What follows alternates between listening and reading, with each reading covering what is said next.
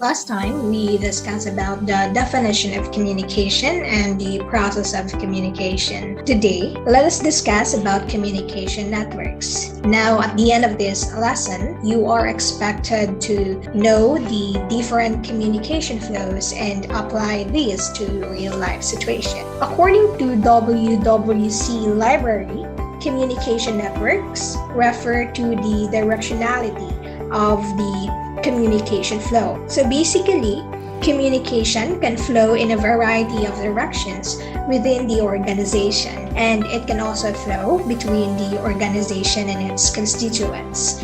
Now, the pattern of context among the members of the organization and the flow of information among them is communication network.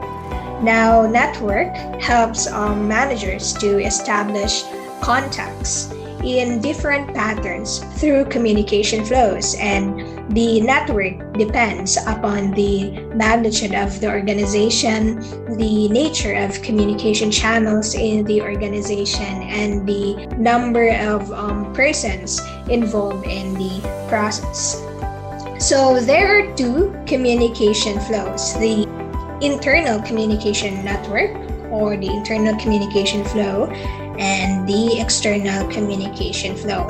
For internal flow, the communication flows in four directions: the downward flow or downward communication, upward communication, horizontal communication, and diagonal communication or diagonal flow. Depending on the size, type, and structure of the organization, most information moves in one of two paths. Communication in more established and traditional firms travels vertically or downward and upward, while in informal organizations such as digital startups, information tends to move horizontally and diagonally. Now, according to geektonight.com, downward communication happens when information goes from a high level to a low level within an organization. In other words, communication that happens in a chain of command from superiors to subordinates is referred to as downward communication. Now, managers use this channel of communication to communicate work-related information to lower-level personnel, and employees need this information in order to do their task and meet their boss expectations. So it could include effectively regulating the tone of the message, as well as demonstrating delegating skills to ensure that the job is completed. So now let us discuss the importance of downward communication. First is to give an idea. Now, with the help of downward communication, objectives, regulations, and norms are presented to subordinates by superiors to ensure comprehensive knowledge or ideas. Next is to encourage. So, of course, employees must be motivated to work harder in order to meet organizational goals. Hence, to motivate lower-level staff, management must resort to downward communication.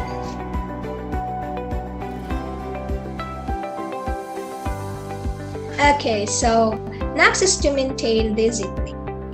Now, because such communication is based on the organizational ranking, each area unit or department must adhere to the established norms or procedures. So as a result, order is maintained in that organization. So to give direction, that is self-explanatory. Basically, you use downward communication to direct any assignments or tasks to the subordinates. So next is to explain about change. So communication with explanation through downward communication is used when there is a change in plans, policies, rules, for example. So superiors use downward communication to inform the subordinates about the change in an organization. Also, superior establishes its justification through downward communication based on worker efficiency. So they use downward communication to evaluate works performed by the employees. As a result, employees are informed of their evaluation through downward communication. Now let us discuss the advantages of downward communication. So these are the advantages of downward communication. First is efficiency.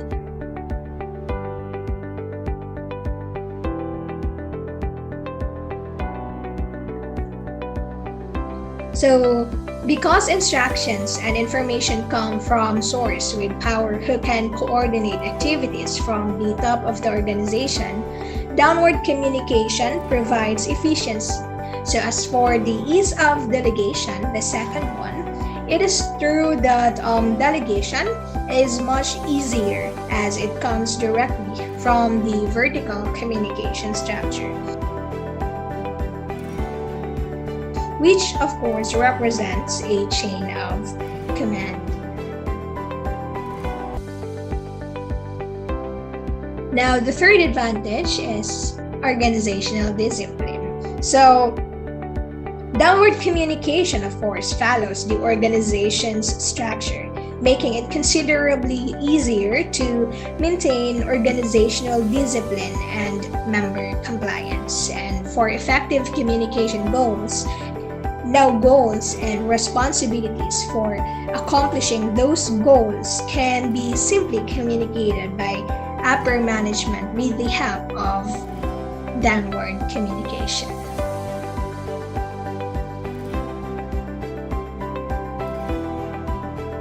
So now, let us proceed to the disadvantages of downward communication.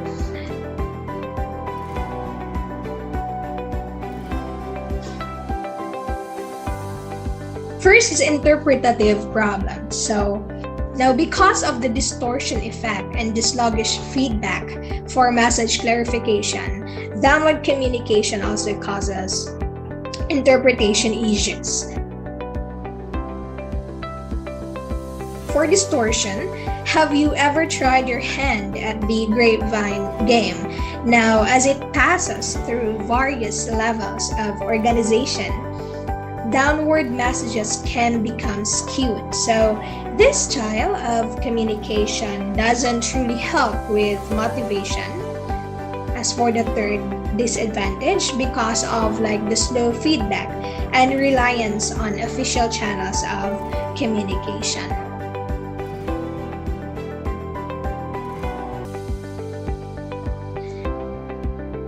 Next is slow feedback. So messages take time to travel down the organization. So this means that feedback can be slow, which can cause issues, particularly in a dynamic context. Of course, lastly, for the lowers morale, now downward communications can have a detrimental influence on organizational morale because to the time it takes to communicate, and of course the problem of misinterpreted messages.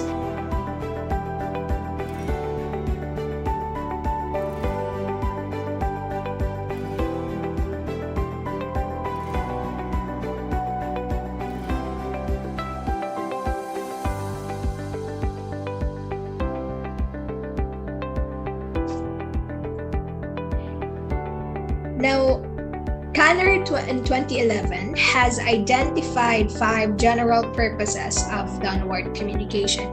First is the implementation of goals, strategies, and objectives. So, communicating new strategies and goals provide information about specific targets and expected behaviors. For example, a new mandate is implemented to improve the quality of education in a certain institution.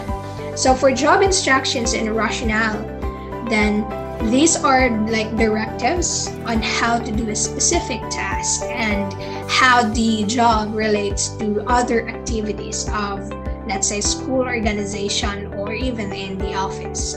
Now, for procedures and practices, again, these are messages defining the school organization's policies or rules in order to get some degree of uniformity in organization practices. For performance feedback, now departmental progress reports, individual performance, appraisals, and like other means are of course used to tell departments or individuals how well they are doing with respect to performance standards and goals. So for socialization, now every school organization or any other organization tries to motivate staff members to adopt the institution's mission and cultural values.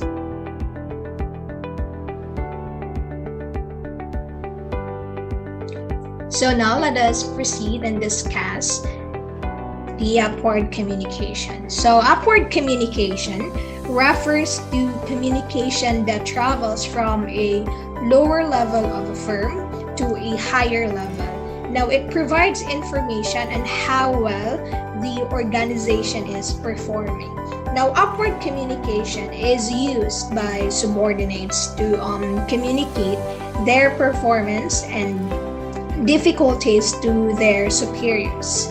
And upward communication is also used by subordinates to determine how well they have understood downward communication. So now let us discuss the advantages of upward communication.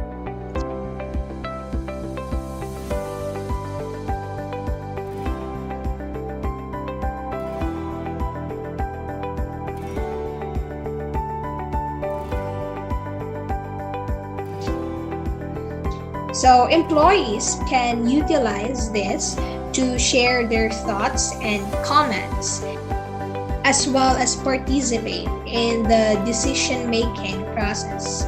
So in terms of upward communication, subordinates communicate their opinions, and as a result, leaders and subordinates have a pleasant working relationship or has a good relations. Now for providing counsel, so subordinates can provide their constructive feedback to superiors. So these viewpoints could be beneficial to the fulfillment of organizational objectives.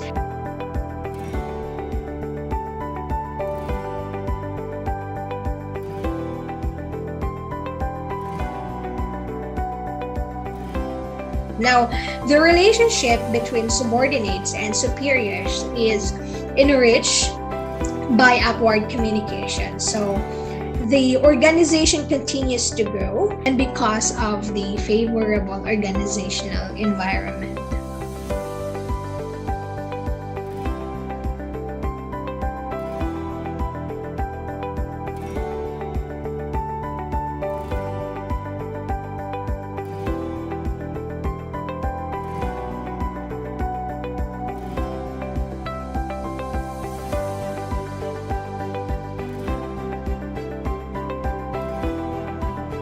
Now, every company begins to implement employee wellness programs. So, if upward communication is active, management will be able to determine how satisfied employees are with the welfare initiatives and, of course, for feedback. So, through upward communication, subordinates give back their reaction to the superior's decision.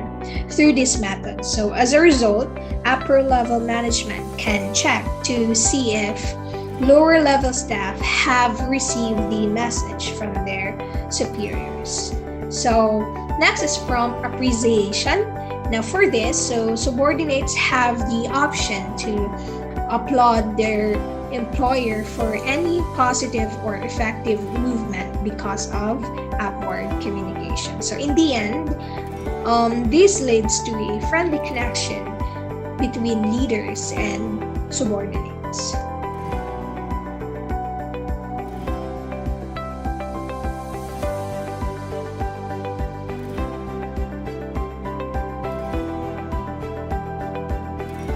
Next is decision making. So before making any decisions, now upward management demands particular information about production, procurement, or marketing, or financial matters, and so forth. So subordinates provide relevant information via upward communication, making, of course, decision making easier and faster. So upward communication also necessitates the formation of a creative environment in which employees can demonstrate their development initiatives.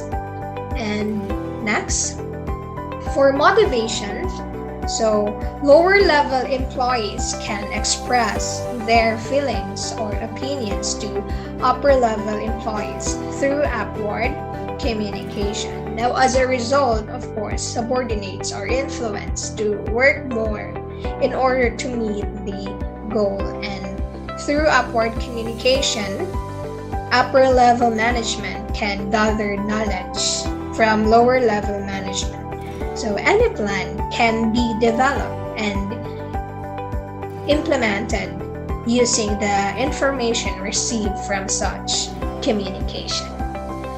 Of course, there are also disadvantages of upward communication. And number one is that there's a tendency that only information beneficial to upper management is provided by the subordinate. And it may be discouraged as a result of upper management's lack of response. And due to multiple levels through which it must pass, so communicating difficulties at a higher level takes a long time, and there could be deliberate manipulation of data to achieve personal interest. And lastly, there is a risk that superior will retaliate badly.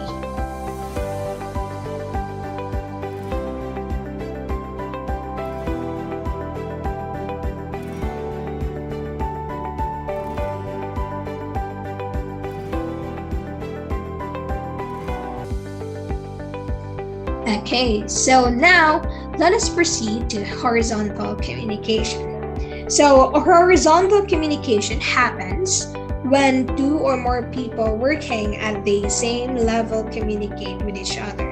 So the flow of information across departmental boundaries, either laterally or diagonally, is referred to as horizontal communication. Now, horizontal communication takes place when members in the same organization are communicating at the same level or position, rank, or status. And it happens also when information moves laterally inside an organization and involves people at the same level. So, this is the horizontal flow, or an example of a horizontal flow communication. So these are the essentials of effective horizontal communication. Now, first is direct supervision. So a manager should supervise staff to urge them to improve the communication system. Next is act as lubricant. Now, Departments must be creative in such a way that they work as lubricants in the process of effective horizontal communication in order to ensure effective communication. And for recognition, top executives must recognize that horizontal communication is a useful and practical technique of exchanging information in order for it to be effective. So it is important for managers to understand that horizontal communication is an important aspect of the overall communication process. Now, to be effective, this communication system should be viewed as a sort of emergency communication. So for clear understandability, this is self-explanatory because it is important for the managers to have a clear understanding that horizontal communication is a functional part of the total process of communication. And to be effective, this communication system should be viewed as a source of emergency communication aimed at resolving a specific situation quickly. And to make this effective, the organizational structure should be designed in such a way that interdepartmental communication is assured. And to sustain efficient communication, strong discipline should be maintained at all levels. Otherwise, of course, management will face gaps in the working environment. So now, these are the following or some of the benefits of horizontal communication. First, it offers emotional and social support to the members of the organization. Next, it aids in the resolution of a variety of organizational issues. Of course, it also saves time, and it can be used to resolve departmental disagreements with other departments as well as within departmental conflicts. Now, it also makes it easier for team members to work together, and it is a way for people to share information, and it makes the task easier to coordinate. So the main downside of horizontal communication is that there is a very little genuine power because responsibility is distributed among team members and project leaders. So when things go wrong, this can lead to a lack of control, which can hamper productivity, and the transition from a vertical to a horizontal structure might be difficult. So there is also a scarcity of desire to interact, and they usually keep facts hidden because of rivalry in that organization. And lastly, it is not authoritative, or it lacks authoritativeness.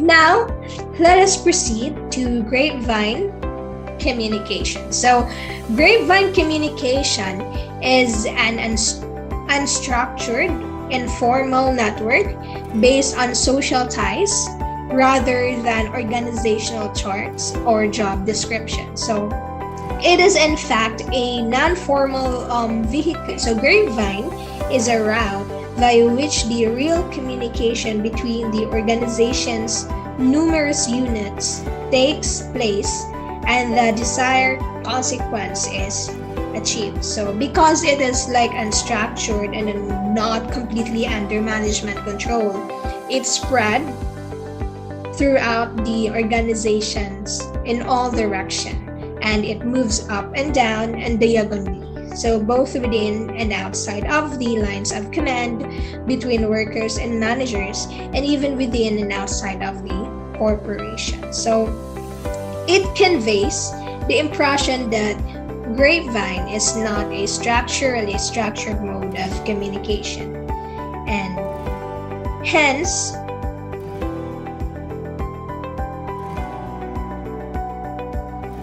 it can move in any direction, and there are types of grapevine communication.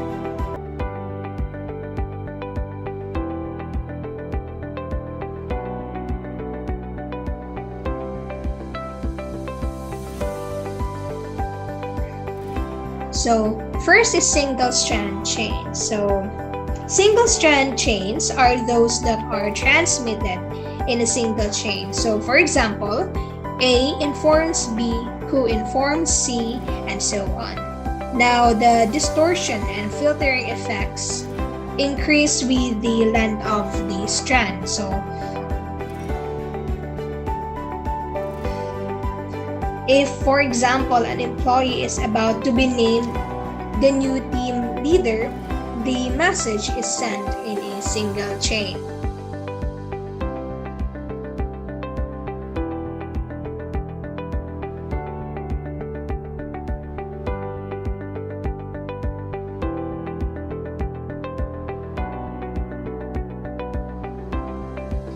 Next is for gossip chains. So for gossip chains, these are groups of people that get together to discuss topics of common interest. So in general, these chains are thought to be slow at passing information. And this form of chain, for example, can be used to send a message like not on the job.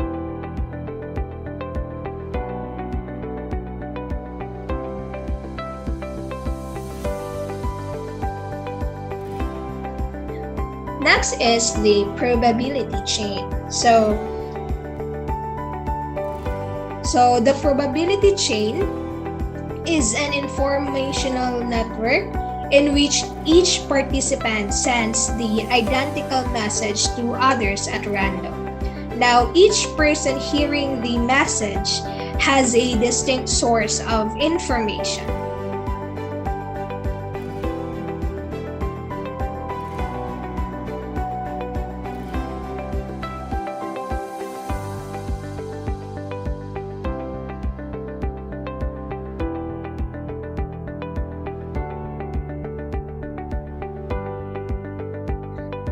So for cluster chain is an informational network where someone first tells the message to a group of people and then pass the message on to other groups of people and so on. So this chain is followed by the majority of the casual communication.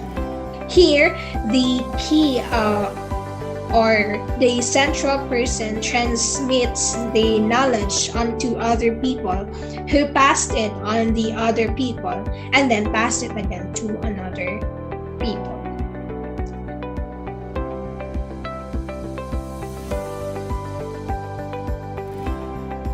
So a big number of employees in a company rely on the grapevine since they regard it as a major source of knowledge as well as a trustworthy channel for communicating about facts and happening.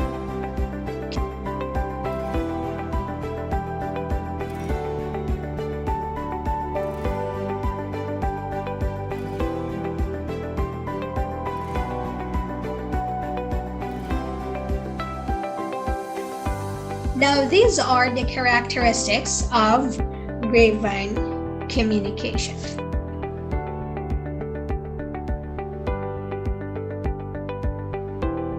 First is huge impact. So a large number of employees in an organization depends on a grapevine or on the grapevine because they consider it as a primary source of information. So of course, for extensive, now grapevine links the whole organization very quickly from top to bottom of an organization. So nobody is left from the touch of grapevine, and it immediately connects the entire organization. So for flexibility, Grapevine touches everyone in an organization from the top to the bottom. So as a result, Grapevine is considered or regarded as highly effective communication, and it is more flexible than formal channels because formal channels require various formalities, whereas Grapevine is free from those formalities. Next is speed. So information, of course, moves very quickly through Grapevine, and it runs faster than the wind. And for distortion, information spreading through Grapevine is like to be distorted as it moves point to point or person to person. And for verbal way, Grapevine uses oral techniques more rather than written or non-verbal techniques. So these characteristics are self-explanatory. Of course, large receivers. So as the text of Grapevine is catchy, then there exists a large receiver to deal with it, and a huge number of individuals are always there to take part in Grapevine. And with that, Grapevine can pierce the strong security and can fly from mouth to mouth very easily. So it has more ability to spread throughout the whole organization, and it carries those information that formal communication that does not wish to convey. So there are advantages of Grapevine communication. First is it spread rapidly. Again, being a channel free from documentation and ranking barriers, Grapevine serves as the fastest medium of exchanging thoughts and information within and or outside the organization. And it has a quick feedback, as every action has an equal and opposite reaction. And in the case of Grapevine, it is quick too. So the feedback of the rumor reaches in no time back to the person from where the rumor originated. And there's a possibility of group cohesiveness because, like gossips, which is a form of Grapevine, often becomes the main reason for bringing people closer and making them friendly.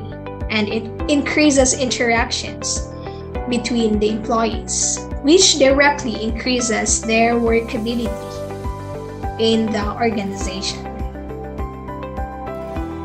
Next, it propagates quickly. So one of the most important benefits of Grapevine communication is that it keeps the employees updated. Like any news, good or bad, reaches everyone and allows them to respond according to it. And as we all know that formal communication is time-consuming as it is full of formalities. Therefore, it is sometimes substitute for formal channel of communication.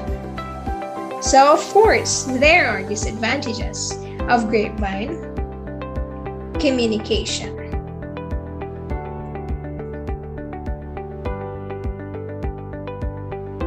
So Grapevine communication may cause emotionally unstable people to have unexpected and undesirable reactions, and it can be harmful to an organization's health if it is allowed to grow unchecked, because it has a capacity to disseminate unrelated rumors and, of course, personal vilification and character assassination are possible outcomes. Now, Grapevine channels can also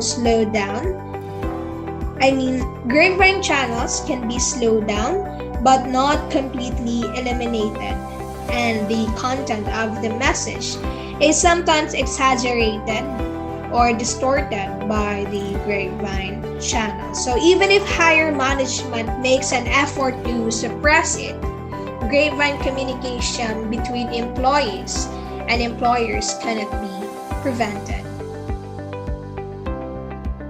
After all, communication is a natural human activity. Now, grapevine communication can be handled in a variety of ways, including the use of channel between the employees in the organization. Now, but grapevine communication should not be eliminated by the organization because it can assist employees in their work.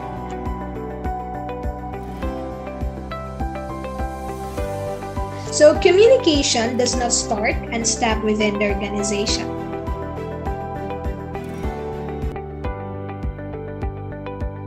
Now, the goal of external communication is to reach out to those outside of the company. So, press releases about the organization, public relations materials, and marketing about the organization's product are example of external communication. So, senior management nearly always controls communications that affect the company's public image or financial status.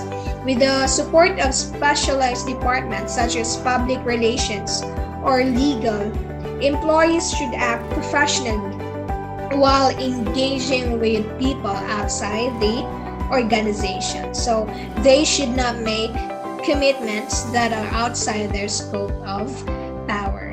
And interactions between the organization's personnel and its consumers are also included in external communication. So, indeed, communication is the most susceptible operation or function of any organization, with the potential to both develop and destroy it. So, as a result, it is critical to comprehend the many sorts of communication that are necessary in various locations and situations. So that's all for today. I hope you've learned something and see you in our next topic. Bye!